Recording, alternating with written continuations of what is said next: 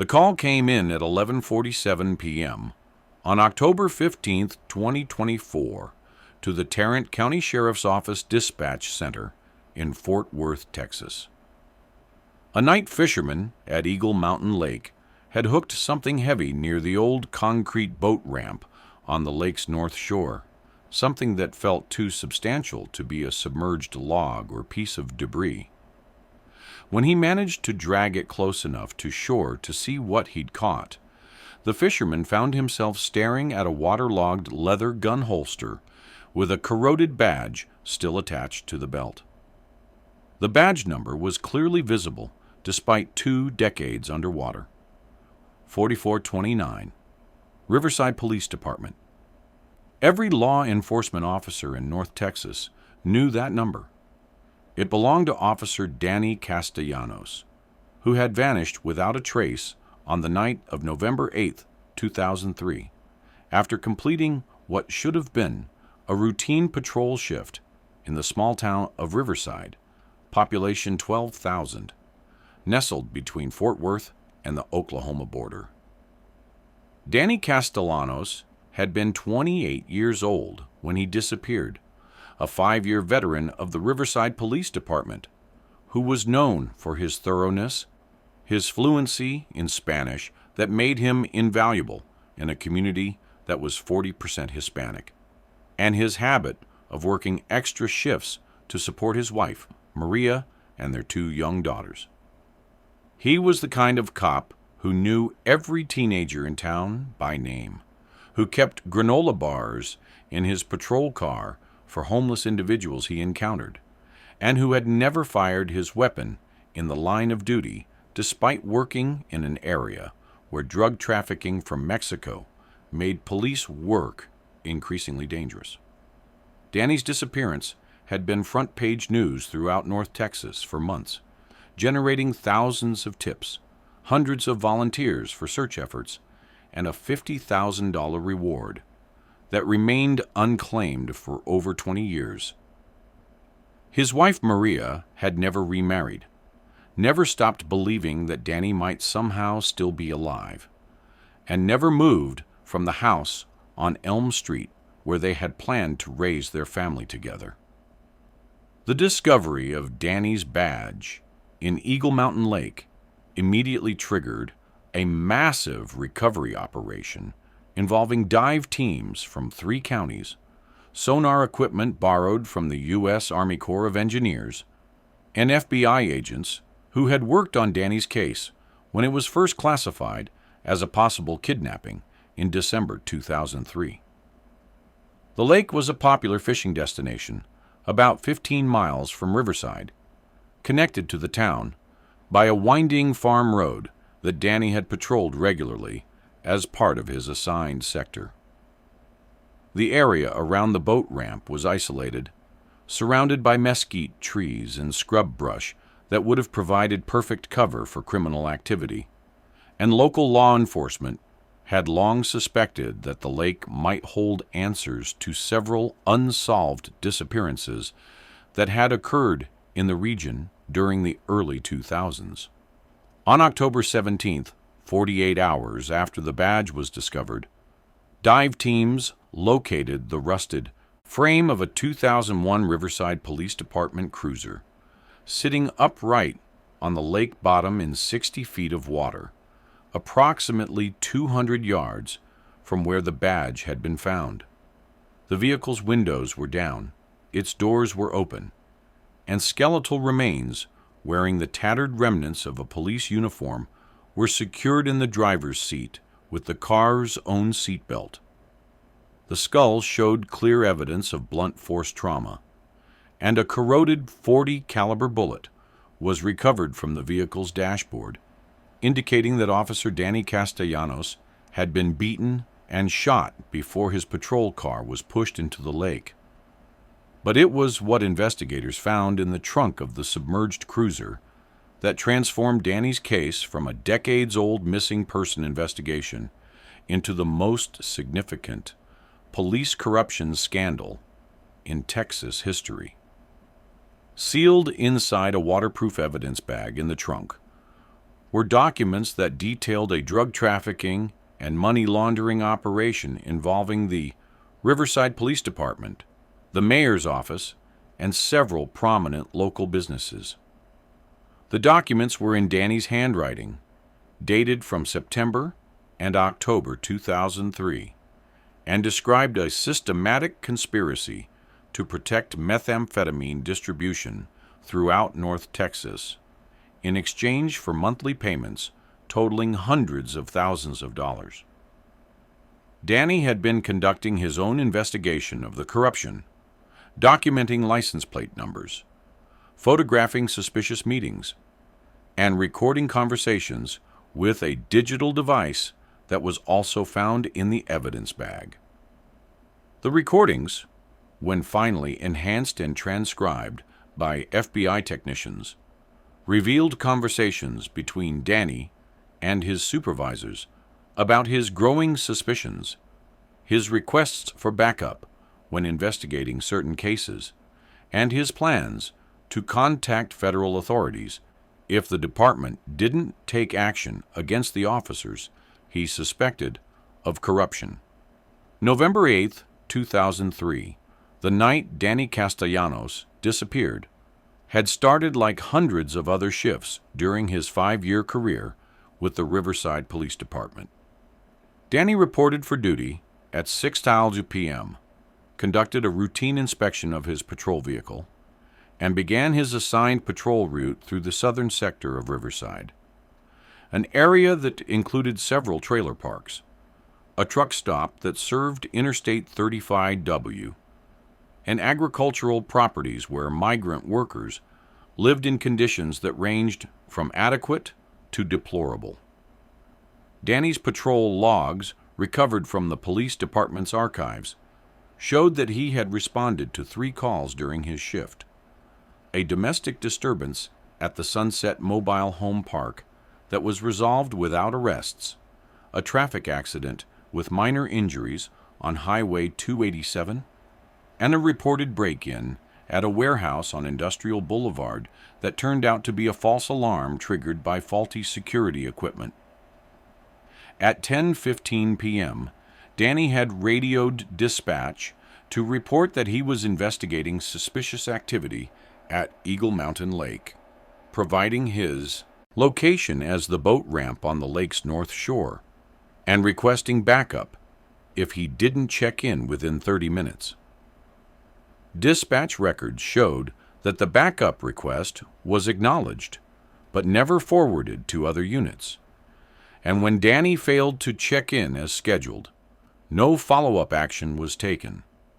His radio went silent at 10:47 p.m., and his patrol car was reported missing when the next shift arrived for work and discovered that Danny had never returned to the station. The investigation that followed was handled by the Texas Rangers, who found no evidence of a struggle at the boat ramp, no witnesses to any suspicious activity, and no explanation for why Danny's backup request had been ignored, or why his disappearance hadn't triggered an immediate search effort. Danny Castellanos had grown up in Riverside, the oldest son of Mexican immigrants who had moved to Texas in the 1960s to work in the cotton fields that surrounded the town. His father, Roberto Castellanos, had eventually saved enough money to open a small restaurant that served authentic Mexican food to both Hispanic families and Anglo customers who developed a taste for Roberto's enchiladas and barbacoa. Danny had worked in the restaurant throughout high school, where he learned the customer service skills and cultural sensitivity that would later make him an effective police officer in a diverse community. He had married his high school sweetheart, Maria Gutierrez, immediately after graduation, and they had started their family while Danny was attending the Police Academy in Austin, a 6-month program that he completed with honors, despite the financial pressure of supporting a wife and newborn daughter. Maria Castellanos was 26 years old when Danny disappeared, a young mother dealing with a 5-year-old daughter named Sophia, and a 2-year-old named Isabella while working part-time as a nurse's aide at Riverside General Hospital. The night Danny vanished, Maria had put the girls to bed and was waiting up for her husband to return from his shift, as was their routine. Danny typically arrived home between 11 and 11:30 p.m., and Maria would have coffee ready and leftover dinner waiting for him to eat while he decompressed from the stress of police work. When midnight passed without any word from Danny, Maria called the police station and spoke to Sergeant Billy Thompson, who assured her that Danny was probably just running late with paperwork or a last-minute call. When 1 a.m. arrived with no word from Danny, Maria called again, and this time Thompson seemed more concerned, promising to radio Danny and have him call home immediately. The call never came. At 3 a.m., Maria received a visit from Chief Harold Watts and Sergeant Thompson, who informed her that Danny was missing and that search efforts were already underway. The two officers sat in Maria's living room, drinking the coffee she had prepared for Danny, and assured her that her husband had probably been delayed by an emergency call or mechanical problems with his patrol car. Chief Watts told Maria that Danny was an experienced officer who could take care of himself, and that there was probably a simple explanation for his absence that would be resolved within a few hours. But as Maria looked at the faces of the two men, she sensed something that contradicted their reassuring words. They seemed more nervous than concerned, more like people trying to manage a situation than people worried about a missing colleague. The search for Danny Castellanos began officially at dawn on November 9, 2003, involving every available officer from the Riverside Police Department, deputies from Tarrant County, Texas Rangers, and volunteers from throughout the community. The search focused initially on Danny's assigned patrol sector, particularly the areas where he had responded to calls during his final shift. Bloodhounds were brought in from Dallas, and they tracked Danny's scent from his patrol car to the edge of Eagle Mountain Lake, where the trail ended abruptly at the water's edge. Divers searched the lake for 3 days, but found nothing, partly because they were using outdated sonar equipment, and partly because they were searching areas near the shore rather than the deeper water where Danny's patrol car would eventually be discovered. The investigation into Danny's disappearance was hampered from the beginning by jurisdictional disputes and internal politics within the Riverside Police Department. Chief Harold Watts insisted that his department could handle the investigation internally, despite the obvious conflict of interest involved in police officers investigating the disappearance of one of their own colleagues. The Texas Rangers were eventually brought in to supervise the investigation, but they deferred to local authorities on most operational decisions, creating confusion about who was actually in charge of the search effort. FBI involvement was limited to providing technical assistance and maintaining a federal missing persons file, since there was no evidence that Danny had been kidnapped or transported across state lines. Detective Lieutenant Robert Hayes of the Texas Rangers was assigned as lead investigator when Danny's case was officially classified as a criminal matter in January 2004. Hayes was a 15-year veteran with experience in organized crime investigations, and he quickly began to suspect that Danny's disappearance was related to his police work rather than personal problems or random crime. Hayes discovered that Danny had been asking questions about drug arrests that had resulted in minimal prosecution, evidence that had disappeared from the property room, and informants who seemed to have inside information about planned police operations. Danny had also been documenting financial irregularities among his fellow officers, noting that several patrol officers were driving expensive vehicles and living in houses that seemed beyond their means on police salaries. The corruption that Danny had been investigating involved a sophisticated network of police officers, city officials, and business owners who provided protection and intelligence to methamphetamine traffickers operating throughout North Texas. The operation centered around the Interstate 35W corridor, where drugs from Mexico were transported north toward Oklahoma and beyond, with Riverside serving as a crucial stopping point where law enforcement protection could be purchased and loads could be broken down for our distribution to smaller markets.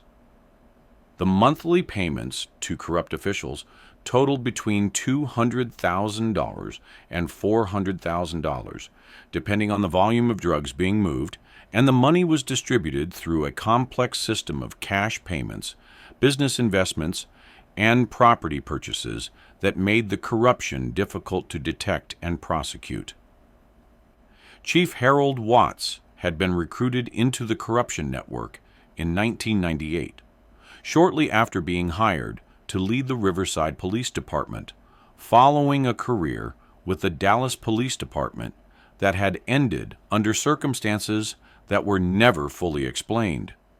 Watts brought with him a sophisticated understanding of how to manipulate evidence, obstruct investigations, and intimidate potential witnesses, skills that proved invaluable in protecting the drug trafficking operation from law enforcement scrutiny. Under Watts' leadership, the Riverside Police Department became a critical component of the trafficking network, providing advance warning about federal investigations, ensuring that drug arrests resulted in minimal prosecutions, and eliminating potential threats to the operation's security. Sergeant Billy Thompson had been Watts' first recruit into the corruption network, using his position as shift supervisor to control which officers responded to certain calls, which evidence was properly documented, and which investigations received thorough follow-up. Thompson was responsible for identifying potential threats to the operation, including honest officers like Danny, who might notice irregularities and ask uncomfortable questions. Thompson had been monitoring Danny's activities for months before his disappearance, reporting to Watts about Danny's investigations and his plans to contact federal authorities. It was Thompson who had failed to send backup when Danny requested assistance on November 8th, and Thompson who had assured Maria that her husband's absence was nothing to worry about. Officer Marcus Webb had been recruited into the corruption network in 2001 after accumulating gambling debts that threatened his marriage and his career. Webb's job was to provide security for drug shipments passing through Riverside, ensuring that legitimate police patrols didn't accidentally interfere with trafficking operations, and serving as a contact point between the traffickers and corrupt officials.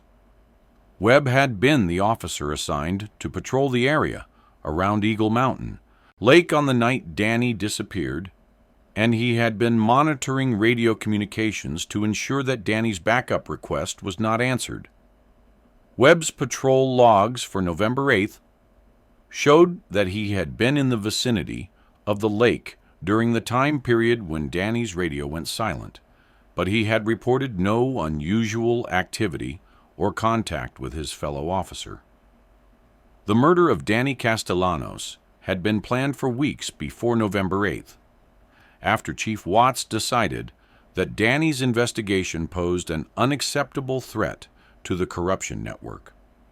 The plan involved luring Danny to Eagle Mountain Lake, under the pretense of investigating suspicious activity, then killing him and disposing of his body and patrol car in the deep water of the lake. The operation required coordination between multiple corrupt officers, including someone to make the fake radio call that would draw Danny to the lake, someone to monitor police communications to ensure that backup didn't arrive, and someone to follow up on the murder by reporting Danny missing and directing the subsequent search away from the actual crime scene. November 8, 2003, 10:15 p.m.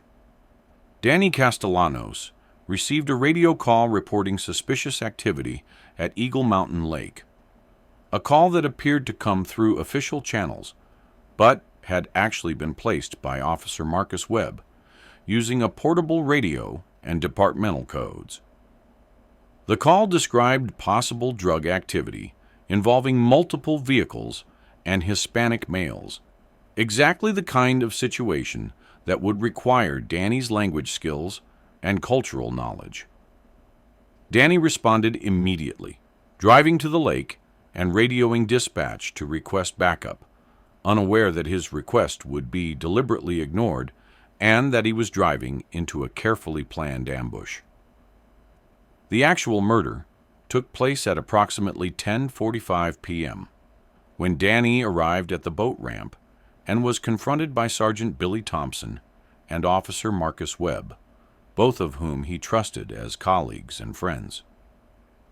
The two men told Danny that they had received additional information about the suspicious activity and asked him to follow them to a different location where the suspects had allegedly been seen. When Danny realized that he was being led away from his patrol car and toward the isolated area where they planned to kill him, he attempted to resist, leading to a struggle that resulted in blunt force trauma to his head and a gunshot wound that killed him almost instantly. Thompson and Webb spent nearly 2 hours staging the crime scene, moving Danny's body back to his patrol car, securing him in the driver's seat with the seatbelt, and pushing the vehicle into the lake using a boat trailer that Webb had brought to the scene for that purpose. They recovered Danny's gun belt and badge, which had come loose during the struggle, and threw them into the lake separately to make it appear that Danny might have been swept away by an accident or suicide. The two men then returned to their respective patrol sectors and continued their shifts as if nothing had happened, with Thompson taking the lead role in reporting Danny missing when he failed to return to the station at the end of his shift. The cover-up that followed Danny's murder involved every level of the Riverside Police Department and extended to city officials who had been receiving payments from the drug trafficking network.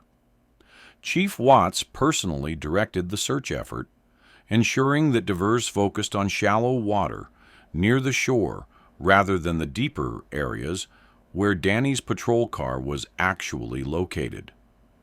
Evidence that might have pointed to foul play was either ignored or destroyed, and potential witnesses were never interviewed or were discouraged from cooperating with investigators. The Texas Rangers' investigation was subtly obstructed through misdirection and bureaucratic delays, with local officials providing just enough cooperation to avoid federal intervention while ensuring that no real progress was made toward solving the case. Maria Castellanos became increasingly frustrated with the investigation as months passed without any meaningful progress or answers about her husband's disappearance. She hired a private investigator in March 2004, using money borrowed from her parents and Danny's life insurance policy, but the investigator was unable to develop any new leads or evidence.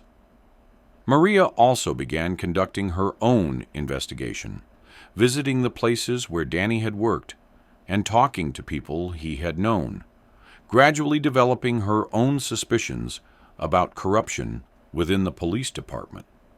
Her efforts to interest reporters and federal authorities in the case were largely unsuccessful, partly because she had no concrete evidence to support her theories, and partly because the corruption network had connections throughout the local media and political establishment.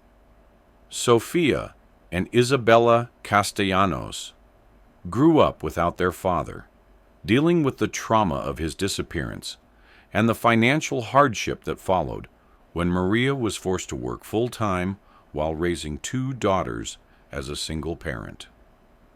Sophia, who was 5 when Danny disappeared, retained clear memories of her father and struggled with abandonment issues that affected her relationships and her academic performance throughout elementary and middle school.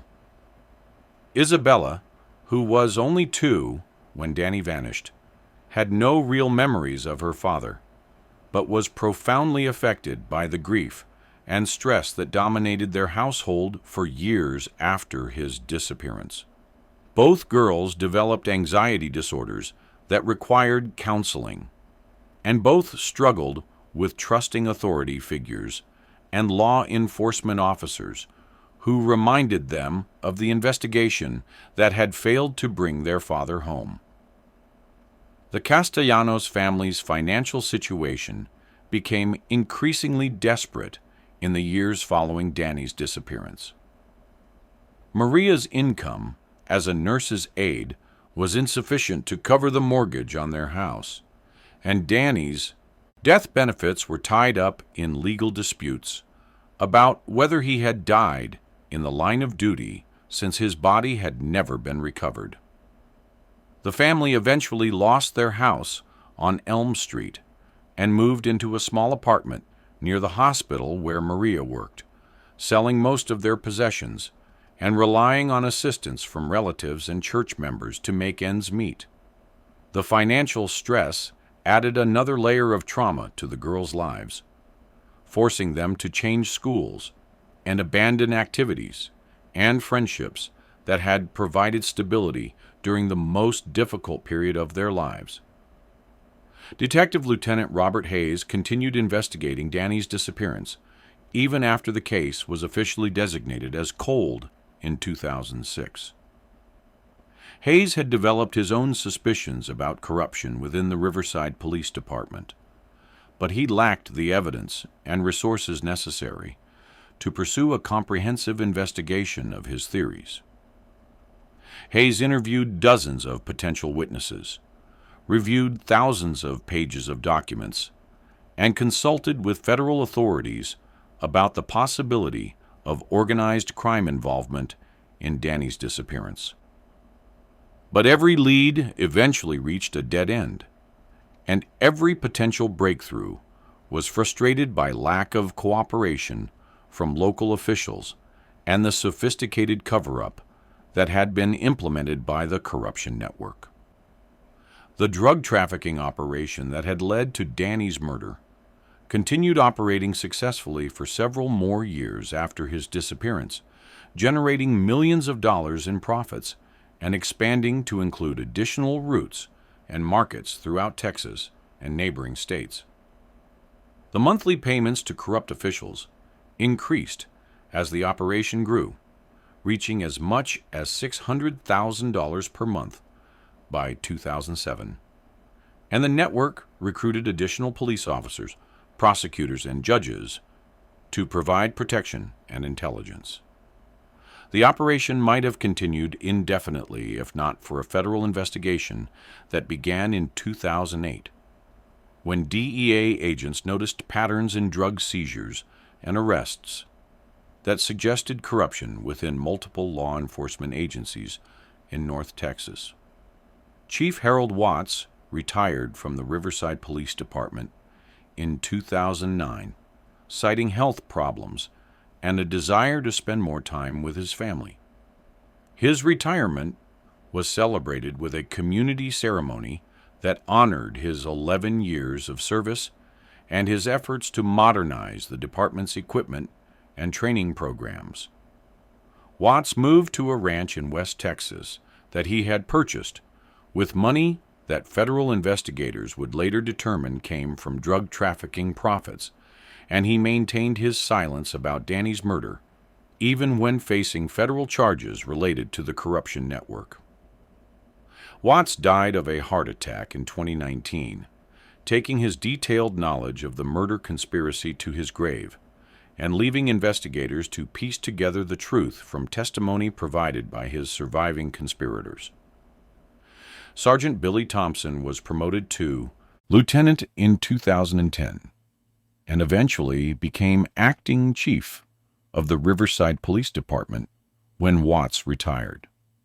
Thompson's promotion was supported by city officials who were unaware of his role in the corruption network and who viewed him as a dedicated officer with extensive experience and strong community ties.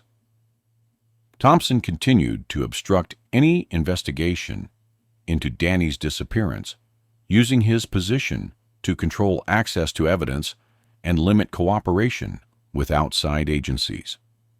Thompson's leadership of the department provided additional protection for the corruption network, ensuring that honest officers who might ask questions were transferred to other assignments or encouraged to seek employment elsewhere. Officer Marcus Webb left the Riverside Police Department in 2012 and moved to Arizona, where he worked as a security guard and construction worker while dealing with alcoholism and post-traumatic stress related to his role in Danny's murder. Webb's drinking problems led to multiple arrests for public intoxication and driving under the influence, and he eventually lost his job and his marriage while struggling with guilt and paranoia about his involvement in the corruption network. Webb's deteriorating mental health and increasing isolation from his former conspirators would eventually make him a vulnerable target for federal investigators who were building a case against the trafficking operation. The federal investigation that ultimately exposed the corruption network began in 2015, when Drug Enforcement Administration agents noticed that seizure rates for methamphetamine shipments in North Texas were significantly lower than statistical models predicted, suggesting that traffickers had advance warning about law enforcement operations. The investigation initially focused on possible leaks within the DEA or other federal agencies, but gradually expanded to include local law enforcement agencies when patterns emerged that indicated systematic corruption rather than isolated incidents of misconduct. The investigation was conducted by a joint task force that included FBI agents, DEA agents, IRS investigators, and federal prosecutors who specialized in public corruption cases.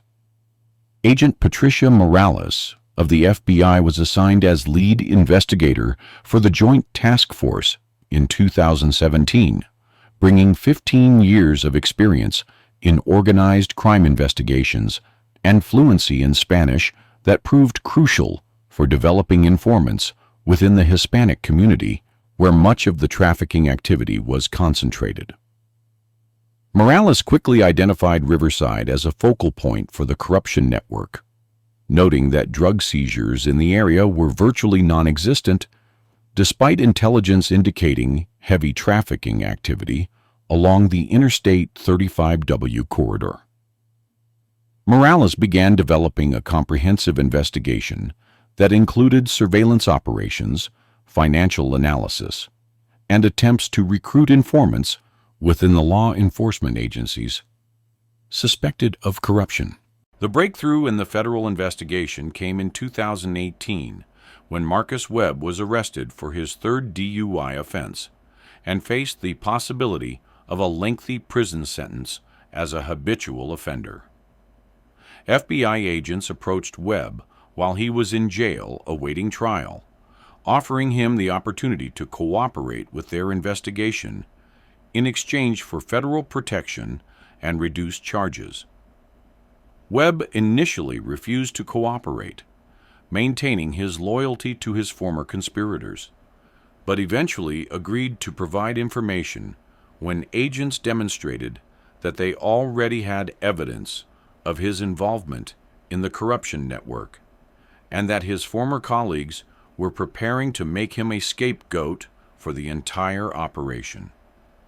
Webb's confession to FBI agents in September 2018 provided the first detailed account of Danny Castellanos' murder and the corruption network that had operated in Riverside for over a decade. Webb described the planning that had preceded Danny's murder, the coordination between corrupt officers that had made the crime possible, and the cover-up that had protected the conspirators for 15 years. Webb agreed to wear recording devices during conversations with Billy Thompson and other surviving members of the network, providing federal prosecutors with direct evidence of ongoing criminal activity and admissions of guilt related to Danny's murder. The recorded conversations between Webb and Thompson in late 2018 and early 2019 revealed not only details about Danny's murder, but also information about other crimes committed by the corruption network, including the murders of 2 federal informants in 2005 and 2007, the theft of millions of dollars in drug money that was supposed to be held as evidence, and ongoing efforts to obstruct federal investigations through intimidation and bribery. Thompson's statements during these conversations demonstrated that he had no remorse for Danny's murder and remained committed to protecting the trafficking operation, regardless of the human cost involved. On March 15, 2021, federal agents simultaneously arrested Billy Thompson, Marcus Webb, and 6 other members of the corruption network in coordinated raids across North Texas. The arrests were the culmination of a 3-year investigation that had utilized surveillance operations, financial analysis, wiretaps, and cooperation from multiple federal agencies. Thompson was charged with first-degree murder, conspiracy to commit murder, drug trafficking, money laundering, and civil rights violations related to his abuse of authority as a police officer. The charges carried potential sentences ranging from life imprisonment to death, depending on the jury's findings regarding aggravating factors related to the crimes. The news of Thompson's arrest shocked the community of Riverside, where he was known as a dedicated police officer who had served the town for over 20 years and who had been respected for his commitment to public safety and community service. Many residents found it difficult to believe that Thompson could have been involved in drug trafficking and murder, and initial reactions included denial, anger, and suspicion that the federal charges were motivated by political considerations rather than actual evidence of criminal activity. The arrest also generated fear and uncertainty about the integrity of local law enforcement, with many residents questioning whether other officers might have been involved in corruption and whether the police department could be trusted to protect the community. Maria Castellanos learned about Thompson's arrest through a phone call from Agent Patricia Morales, who had been keeping the family informed about the federal investigation's progress. Maria's initial reaction was relief that someone would finally be held accountable for Danny's death, followed by anger about the 18 years of lies and cover-ups that had prevented her family from getting justice and closure. Maria immediately called Sophia and Isabella, both of whom were adults with families of their own, and the 3 women spent hours discussing their memories of Thompson, who had been a frequent presence in their lives during the months following Danny's disappearance, and who had attended memorial services for Danny while knowing exactly what had happened to him. The federal trial of Billy Thompson began in September 2021 in a Fort Worth courtroom that was packed with law enforcement officers, reporters, and community members who wanted to witness the resolution of a case that had haunted North Texas for nearly 2 decades. The prosecution's case relied heavily on Marcus Webb's testimony, the recorded conversations between Webb and Thompson, physical evidence recovered from Danny's patrol car, and financial records that showed Thompson had received hundreds of thousands of dollars in payments from the drug trafficking network. The defense argued that Webb was an unreliable witness who was lying to reduce his own prison sentence, and that the physical evidence was insufficient to prove Thompson's guilt beyond a reasonable doubt. Marcus Webb's testimony during Thompson's trial provided the most detailed public account of Danny Castellanos' murder that had ever been presented. Webb described the months of planning that had preceded the killing, the fake radio call that had lured Danny to Eagle Mountain Lake, and the brutal assault that had ended with Danny's death. Webb's testimony was emotional and graphic, requiring multiple recesses as he broke down while describing his role in killing a fellow officer who had trusted him as a friend and colleague. Webb acknowledged that his cooperation with federal investigators was motivated partly by self-interest, but insisted that he was telling the truth about Thompson's role in organizing and executing Danny's murder. The physical evidence presented during Thompson's trial included the documents recovered from Danny's patrol car, which showed that Danny had been investigating corruption within the police department and had planned to contact federal authorities about his findings. Forensic analysis of the bullet recovered from the patrol car matched it to Thompson's service weapon, and DNA evidence from Thompson was found on Danny's uniform and equipment. Financial records showed that Thompson had made large cash deposits into multiple bank accounts during the years following Danny's murder, deposits that corresponded to known drug shipment dates and that could not be explained by his legitimate income as a police officer. The defense strategy during Thompson's trial focused on attacking Webb's credibility and arguing that the physical evidence had been contaminated during the 18 years that Danny's patrol car had been underwater. Defense attorneys suggested that Webb might have committed the murder himself and was now blaming Thompson to avoid responsibility for his actions. They also argued that the financial evidence against Thompson was circumstantial and that there were legitimate explanations for his unexplained income, including investments, gifts from relatives, and off-duty security work that had not been properly documented. The defense called character witnesses who testified about Thompson's reputation for honesty and integrity, and they emphasized his 23 years of service to the community without any previous allegations of misconduct. The prosecution's closing argument emphasized the overwhelming evidence of Thompson's guilt, including his own recorded admissions of responsibility for Danny's murder and his detailed knowledge of facts that only the killer would have known.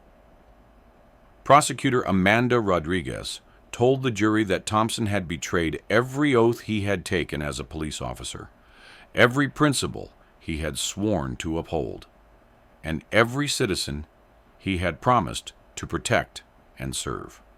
Rodriguez described how Thompson had looked Maria Castellanos in the eye while expressing sympathy for her loss, knowing that he had murdered her husband and left her daughters to grow up without their father. The prosecutor argued that Thompson's crimes represented not just murder, but a complete corruption of the justice system that had allowed him to escape accountability for 18 years. The jury deliberated for 3 days before returning guilty verdicts on all charges against Billy Thompson, including first-degree murder, conspiracy, and civil rights violations. The verdict was announced on October 15, 2021, exactly 1 year after Danny's badge had been discovered at Eagle Mountain Lake, creating a symbolic connection between the recovery of evidence and the delivery of justice that had taken nearly 2 decades to achieve. Thompson showed no emotion when the verdict was read, maintaining the same stone-faced expression he had displayed throughout the trial. But his family members in the courtroom broke down in tears as they realized that the man they had loved and respected had been living a lie for nearly 20 years. The sentencing phase of Thompson's trial included victim impact statements from Maria, Sophia, and Isabella Castellanos, who spoke about the devastating effect that Danny's murder had had on their lives and their family.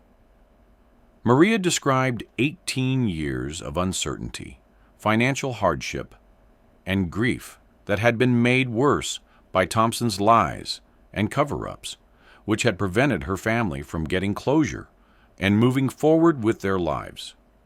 Sophia spoke about growing up without a father and struggling with trust issues that had affected every relationship she had attempted to form. Isabella described the anger and confusion she had experienced as a child who couldn't understand why her father had abandoned their family, and the additional trauma of learning that he had actually been murdered by someone who had pretended to be their friend and supporter. Judge Margaret Walsh sentenced Billy Thompson to life imprisonment without possibility of parole, plus an additional 50 years for the conspiracy and civil rights charges. Judge Walsh described Thompson's crimes as representing the ultimate betrayal of public trust, and noted that his position as a law enforcement officer had made his crimes particularly heinous and damaging to the community's faith in the justice system. Judge Walsh also ordered Thompson to pay restitution to the Castellanos family, although the amount was largely symbolic since Thompson's assets had been seized by federal authorities as proceeds from his criminal activity. The conviction of Billy Thompson led to additional investigations and prosecutions of other members of the corruption network, resulting in guilty pleas or convictions for 12 police officers, 4 city officials, 2 prosecutors, and dozens of civilians who had participated in the drug trafficking operation. The total amount of money involved in the conspiracy exceeded $20 million, and the operation had been responsible for distributing thousands of pounds of methamphetamine and other drugs throughout Texas and neighboring states. Federal authorities estimated that the corruption network had operated with virtual impunity for over 15 years, generating enormous profits while destroying countless lives through drug addiction and violence. The Riverside Police Department was placed under federal oversight following the corruption prosecutions, with new leadership, new policies, and new training programs designed to prevent future misconduct and restore community trust in local law enforcement. The department's budget was increased to provide better salaries and benefits for honest officers, and new accountability measures were implemented to ensure that future allegations of misconduct would be investigated thoroughly and transparently. The changes represented a complete transformation of the department's culture and practices, but rebuilding community trust proved to be a slow and difficult process that required years of consistent effort and transparency.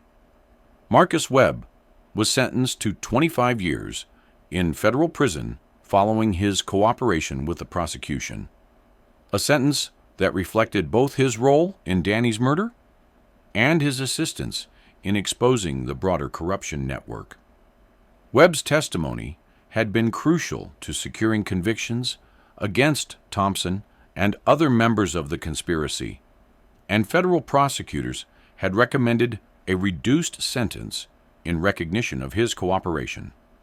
Webb expressed remorse for his actions during his sentencing hearing, apologizing to the Castellanos family and acknowledging that no amount of cooperation could undo the harm he had caused. Webb was assigned to a federal prison in a different state to protect him from retaliation by other members of the corruption network who were serving their own sentences. The recovery of Danny's patrol car from Eagle Mountain Lake led to renewed searches for other victims of the corruption network, including the 2 federal informants who had been murdered in 2005 and 2007.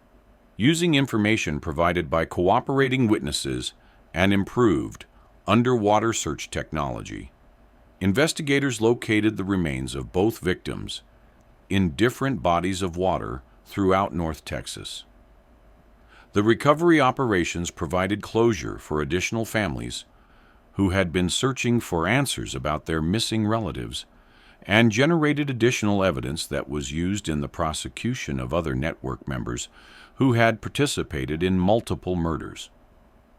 Maria Castellanos used the restitution money from Thompson's conviction to establish a scholarship fund for children of law enforcement officers who had been killed in the line of duty, creating a positive legacy from the tragedy that had devastated her own family.